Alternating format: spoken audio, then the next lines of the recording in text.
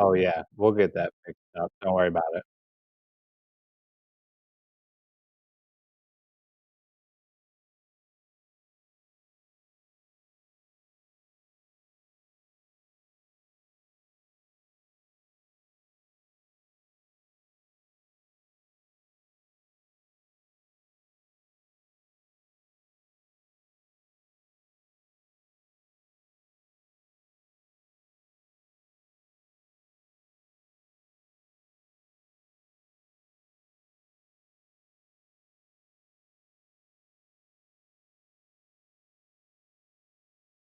Luck in all sports, all plays, all 5% best bets from now until Super Bowl 56 on February 6, 2022 from your favorite Wager Talk handicapper for only $1,200.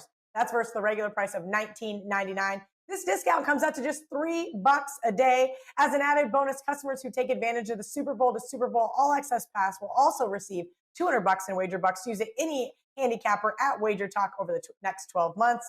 Just head over to WagerTalk.com, pick your favorite handicapper in the experts drop-down menu, and lock them in through next year for only $100 a month.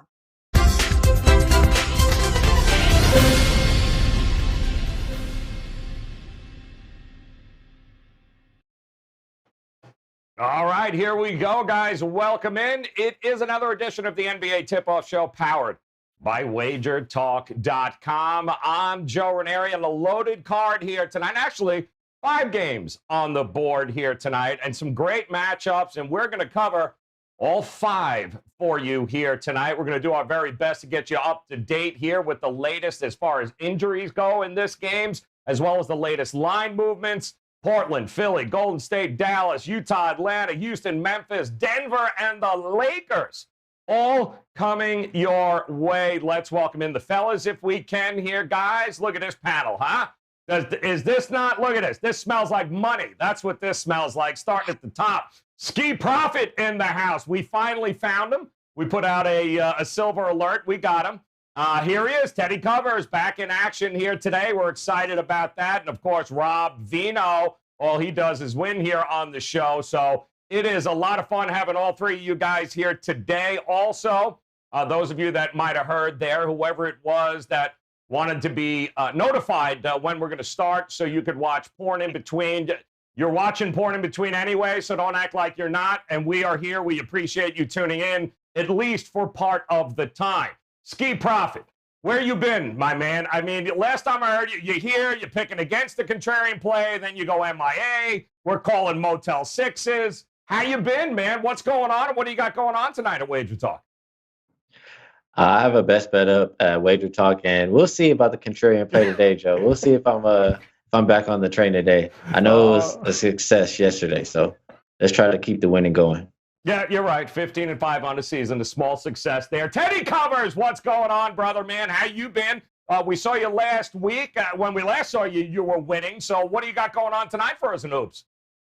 So I do not have a NBA play available for this evening. I didn't like the card enough to put out a guaranteed release for the clients. I am involved in college hoops this evening, and of course, the Super Bowl, locked and loaded, both side and 7 props for the big game on Sunday. You can get those right now at WagerTalk or SportsMemo.com.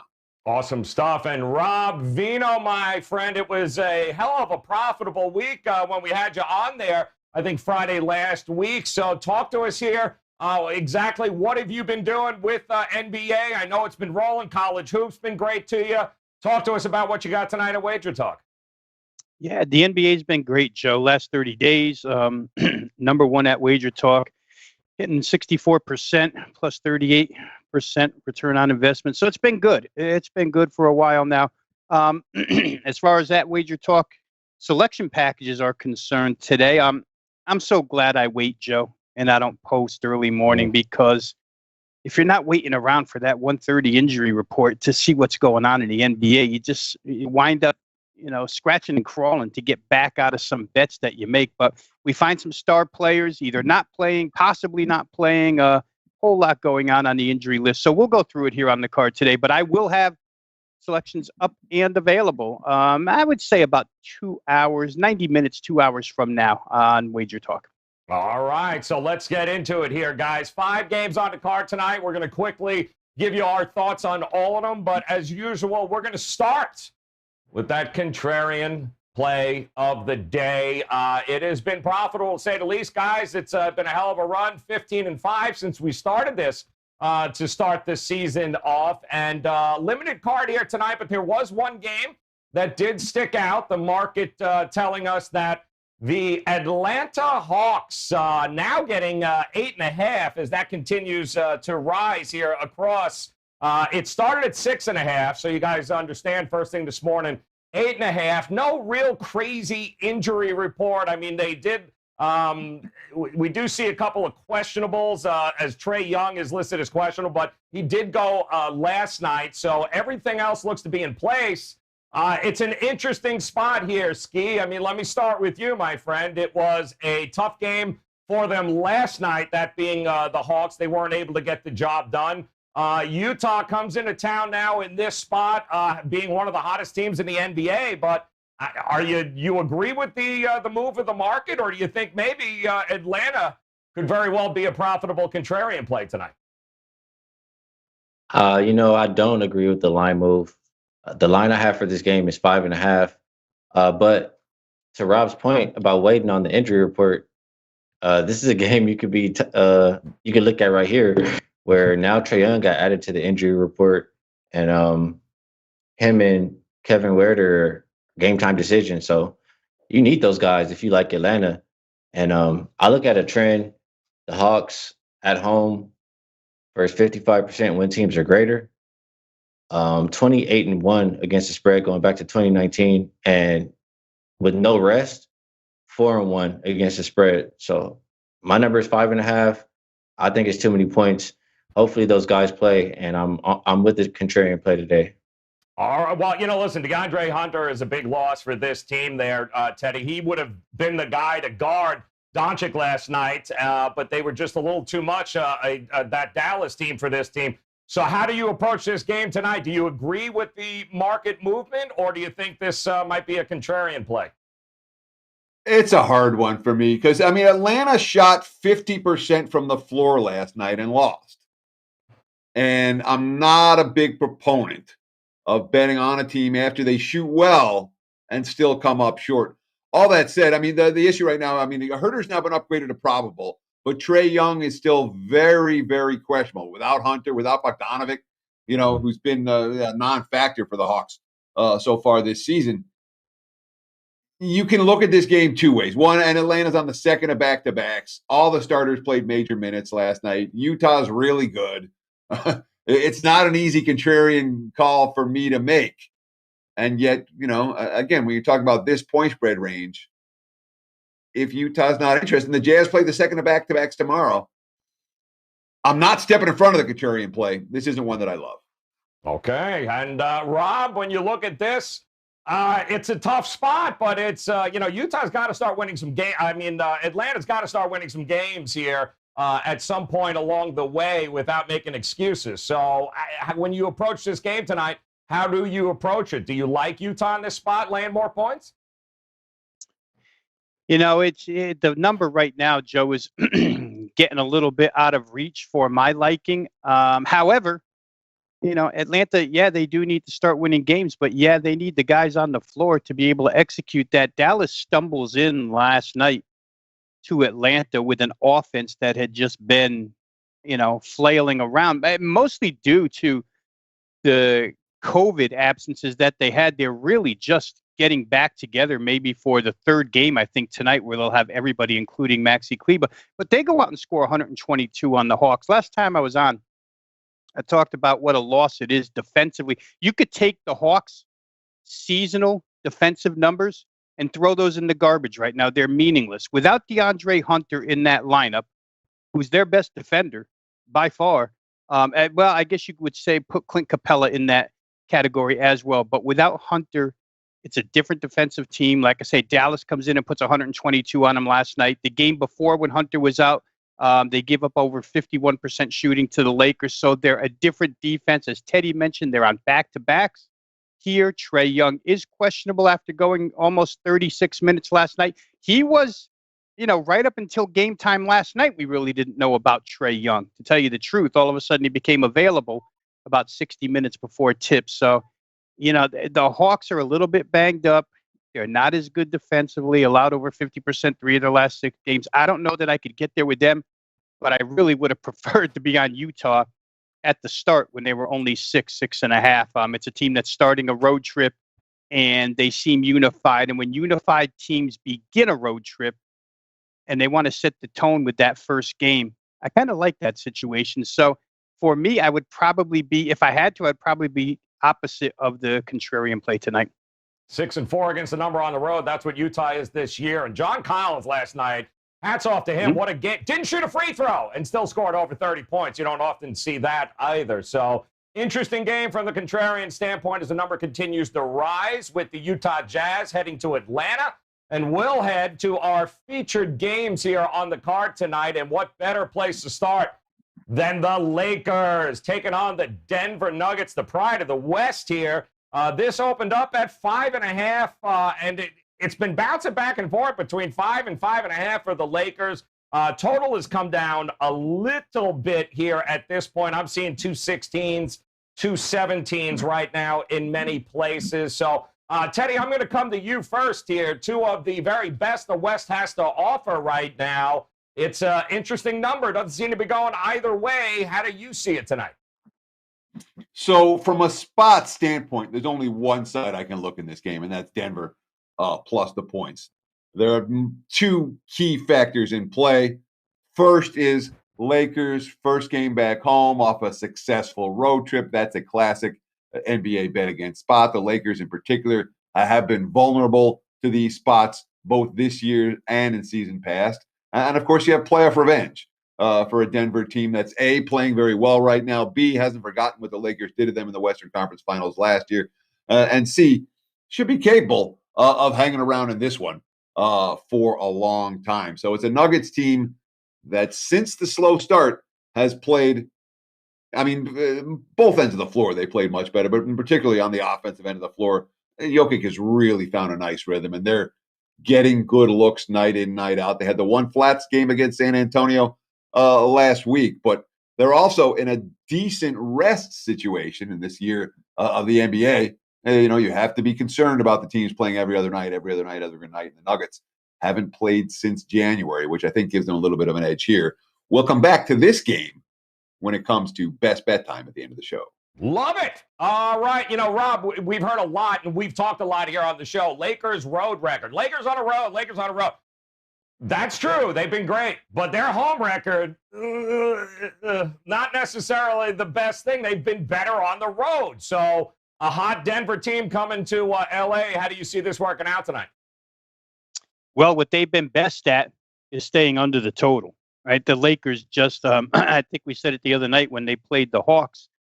We had that game. LA was on the road. They were in a bad spot. They do manage to cover, but they kept it under the number. LA now 4-0 under last 4, 6-1 under last 7, 9-3 under last 12, 16-4 under. That's 80% under for the season. I don't know that you're going to find a more meaningful trend than that for this current year. So they've been consistently under the total. Of course, we all know the 2 major factors. They play defense and they play slow.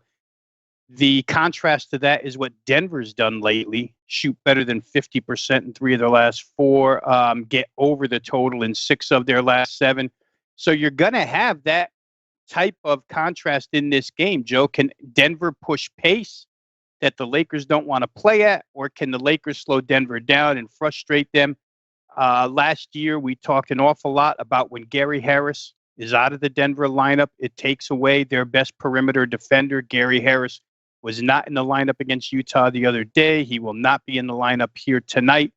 But a little bit different than last year when Gary Harris was out in the bubble and into the playoffs, because Will Barton is available now when he wasn't back then. So they're so deep. They'll cause the Lakers some troubles. Obviously, Jokic provides a problem for the Lakers because he's so talented. He's one of maybe, less than a handful of centers that can do so. But I don't know that I could go any direction other than Lakers under at this point. It's the dominant, I'll say trend of their season, but they've been able to impose their will nightly on almost any team whether it be a strong offensive team or not. So to me, I'd probably look under in this game. So, Ski, it's interesting. Your Lakers here. Denver, we know, well rested. They haven't played since that last game against Utah. I think that was back on the 31st. The Lakers finally back home after that 7-game road trip. So are you worried about fatigue at all still for this Lakers team in this one against the well-rested Denver squad? Well, like Teddy mentioned, it's a flat spot. And just to put some numbers behind it, teams coming back off at least a 5-game road trip or more, 12-22 against the spread their last 34. So that's 35.3%. So that's not a spot you want to be in if you're backing the Lakers. And I mean, I always talk about them being prideful on the road, and that means defense. And that's what we've seen because they've been on the road for so long. At home, I mean, in a flat spot, they can exhale. At home, the over is 5-3. I know they haven't really been playing at a fast pace lately, but like I said, they've been on the road. They're tired. They play defense to win games. Denver, they haven't been playing very fast either, but they're efficient on offense. They've gone over 8 of their last 9 on the road. My number for the game is 222. So I like the over. And as far as the side, it's a flat spot. So I'll be with Denver, who's covered 4 of their last 5 on the road and won 6 of their last 7. All right, it's going to be a battle there tonight of the West. 10 p.m. Eastern time start for that one. 7 p.m. Out on the West there. And we've got another very interesting game here. Or at least it should have been interesting right up until the injury report came out. Sixers taking on the Blazers. And this opened up around 8.5, 8 in some places. And right now it's just continuing to rise as the 76ers are now a 10-point with juice favorite at this one, all because of the news that Damian Lillard is out in this one. So I don't know who the hell is left, Rob Vino, at this particular point.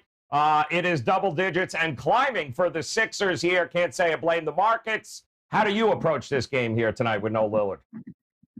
Well, I'm going to tell you who they're left with, Joe. And, you know, this is a game where I was basically gung-ho earlier this morning to play this one over the total. And again, thank goodness I didn't pull the trigger, because without Damian Lillard, you're looking at a starting lineup of Robert Covington and Rodney Hood up front, Enes Kanter at center, Gary Trent Jr. and Anthony Simons at the guard positions. And then the bench, guys, the bench is Carmelo Anthony and Harry Giles III. And then a bunch of deep reserves, however deep they want to go, however deep Terry Stotts chooses to go in this game. That just doesn't match up with the Sixers. Of course, when you're on back-to-backs with the 76ers, you're always worried if Joel Embiid is going to play.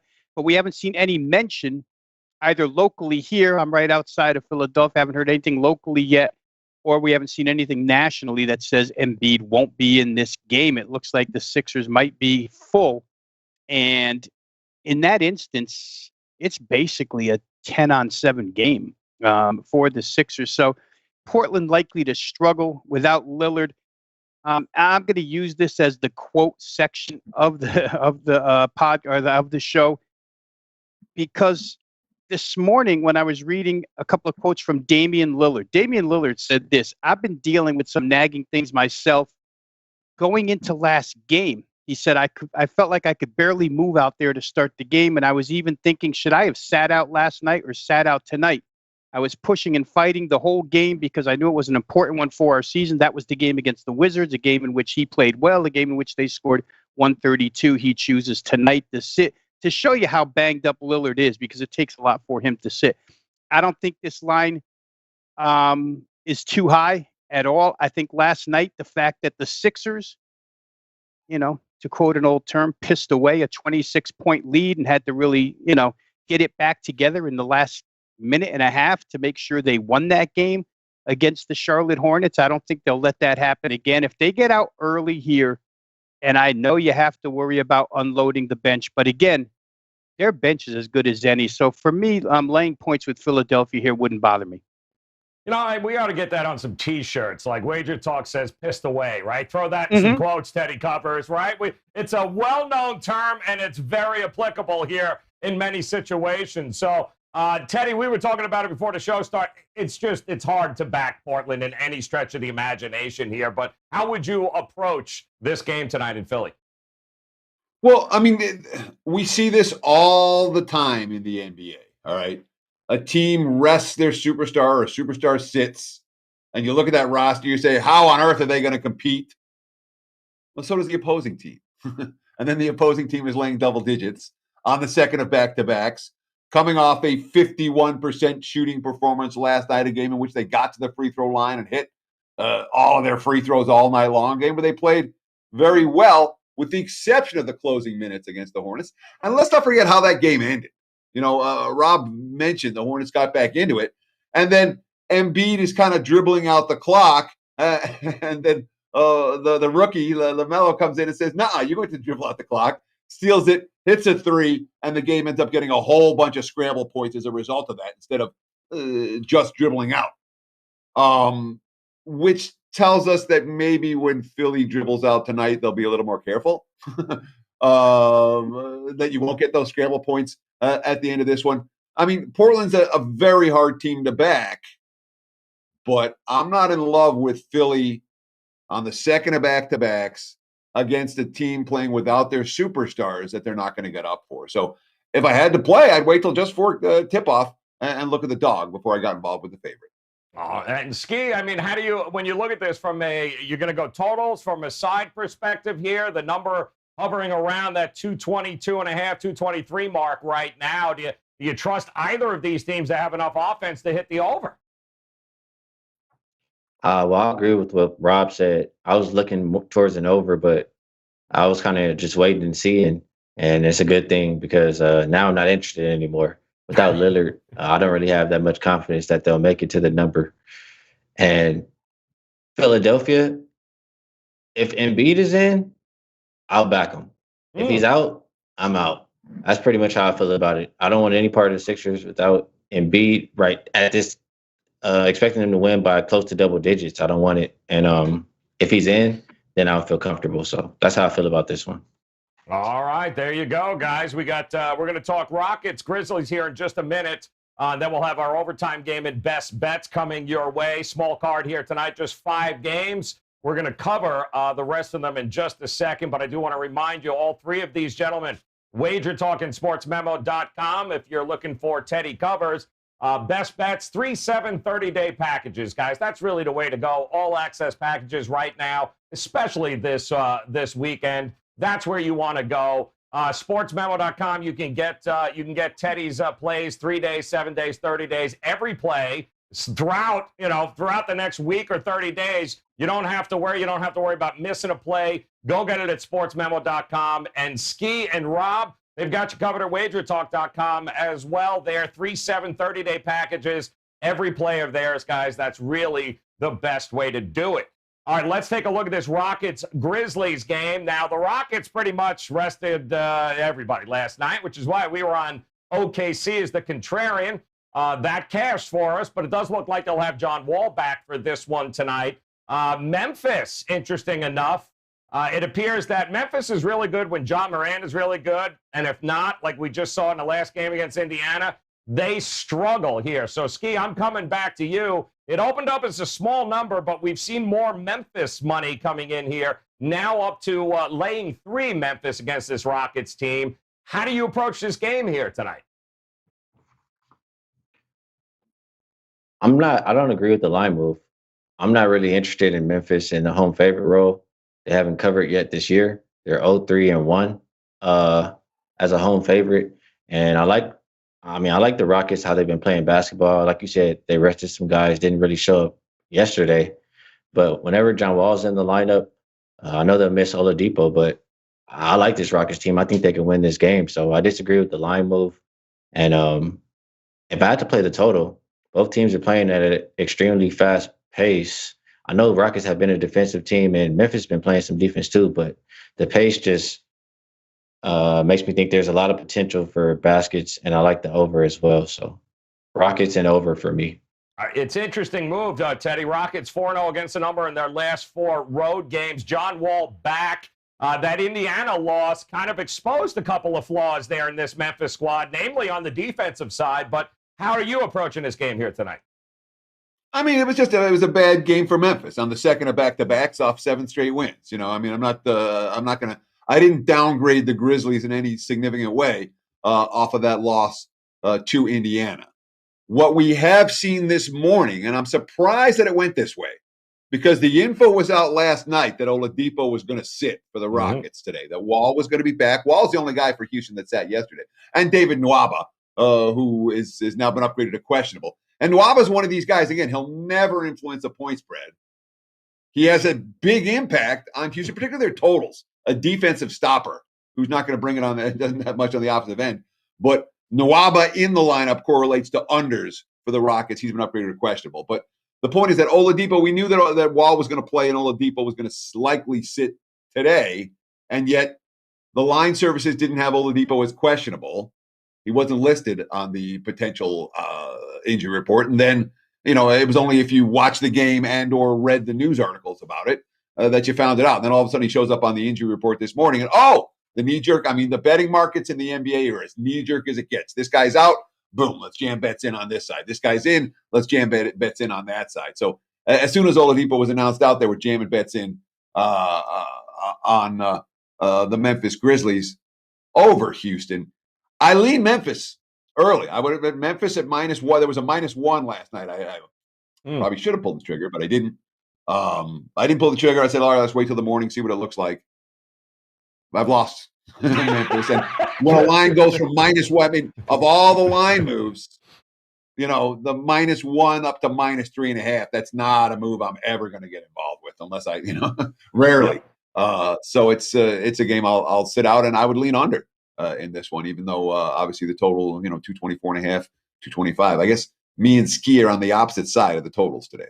It's interesting, Rob, when you look at how good both of these teams have been over the last couple of weeks, you think of points. So from a total perspective here tonight, how do you approach it? Are you leaning under, or now that Wall's back, you like them to bounce back? How do you approach it?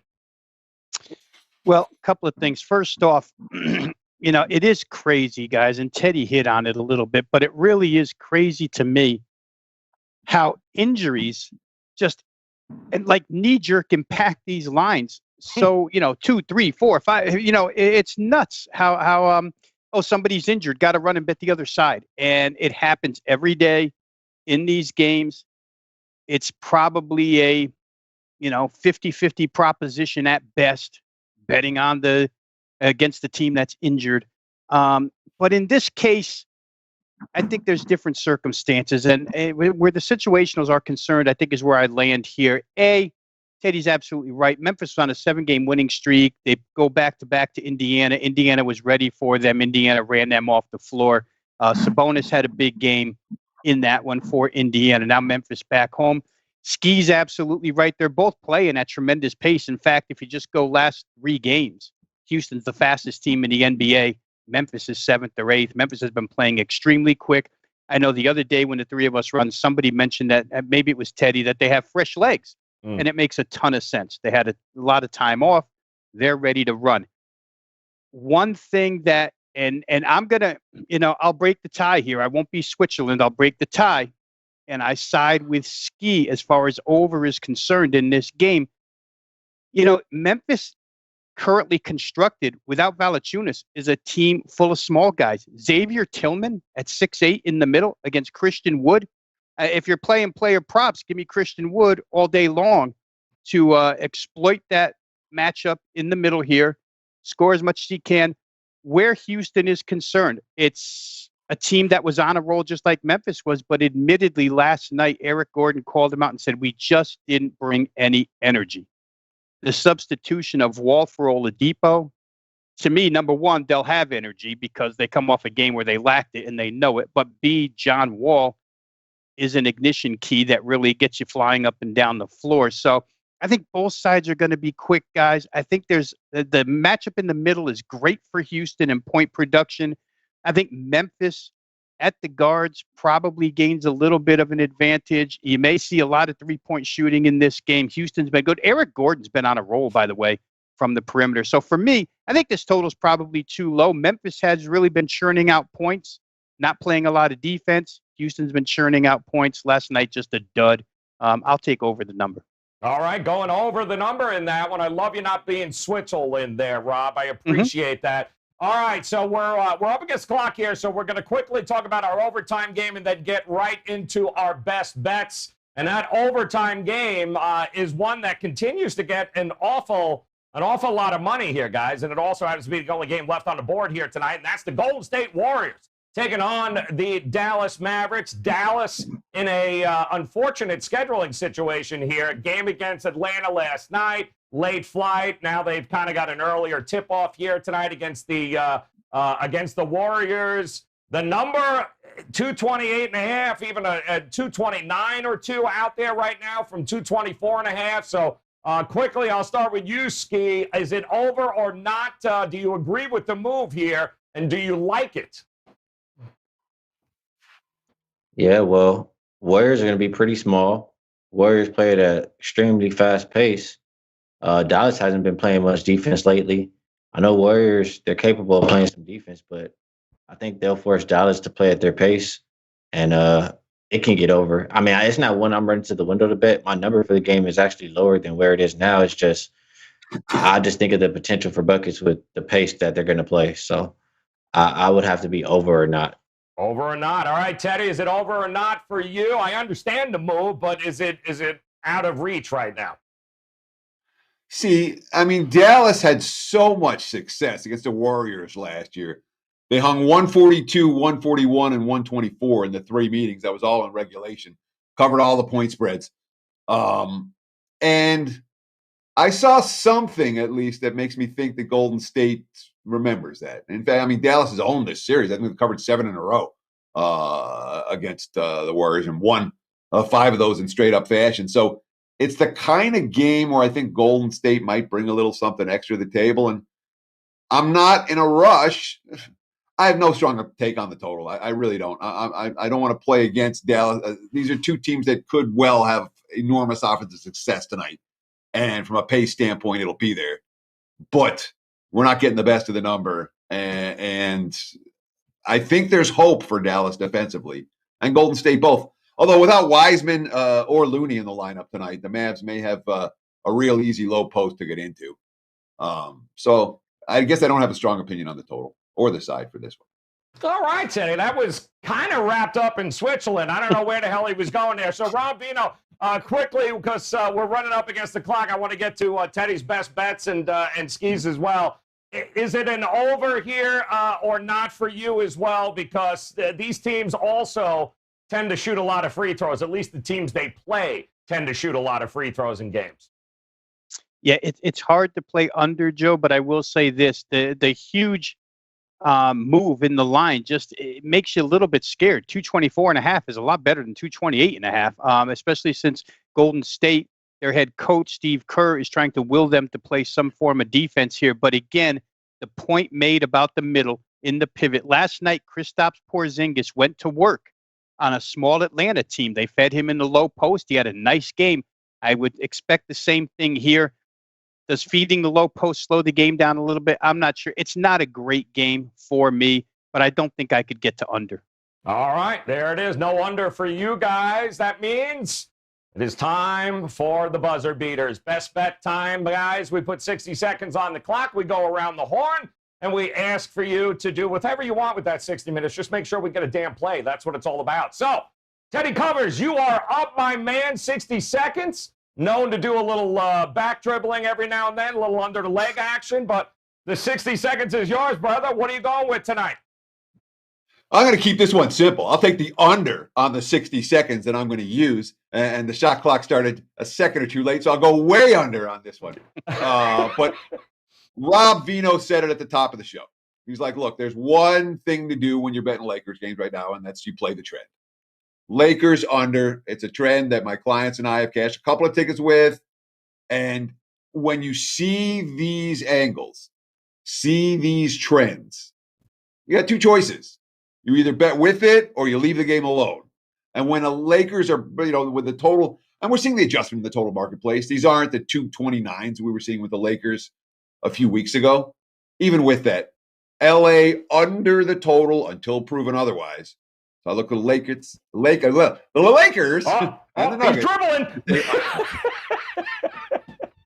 He is dribbling. Fantastic there, Teddy. Thank you very much. All right, Ski, we got 60 seconds on the clock. Teddy, we want to thank you. We know you got a hard out. Go. You got places to go, people to see, my friend. Thank you for stopping by, guys. Don't forget, check out Teddy, sportsmemo.com, as well as WagerTalk.com. Grab yourself that 7-day all-access package, 30 days for that matter. Do it right now at sportsmemo.com.